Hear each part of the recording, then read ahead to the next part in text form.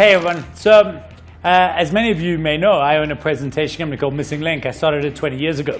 And as such, I wanted to do a series on presentation and presentation skills.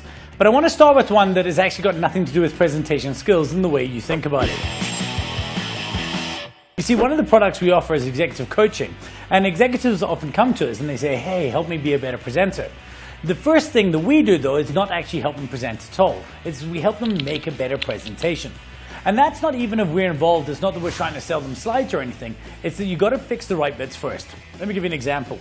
My kids growing up, they were fans of a children's book called The Gruffalo. And it was great. And if you're a parent, you'll know it. Now, if you took The Gruffalo and you got James Earl Jones to read it out, it would be The Gruffalo. What's a Gruffalo? It would be amazing. It would be a 10 out of 10. Absolutely phenomenal story. But then, if you gave it to the average parent and you said to them, read it out, it would still be an 8 out of 10. Because it would still be good because the story is brilliant. But then, if you gave James Earl Jones a terrible story, the kid would tap out after, 2 or 3 pages. Because if it's a bad story, a good voice, a good presentation can't fix it.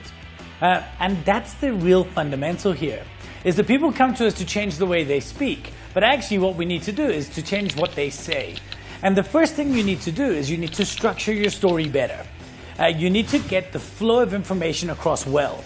Job number one, before you worry about how good you are at speaking, is to worry about how good your story is. And the case in point for me was a few years ago. Elon Musk was launching those batteries on the wall, the power brick things. And his talk, I watched it at home and I thought, oh, this is terrible. And then I had a thought.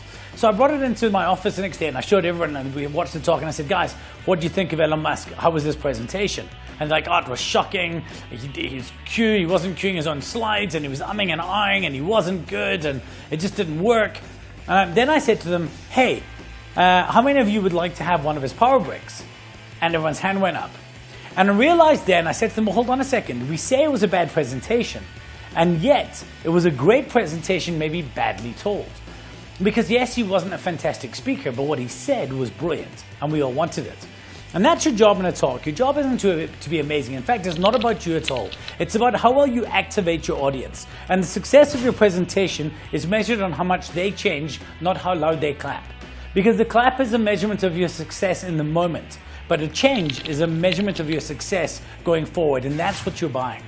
So that's what I want to do. And in the next episode, what we're going to focus on is how should you be structuring your talk? How should you be setting it up to make sure that you have the best chance of success? But for now, I want you to start thinking about your story a bit more. Peace.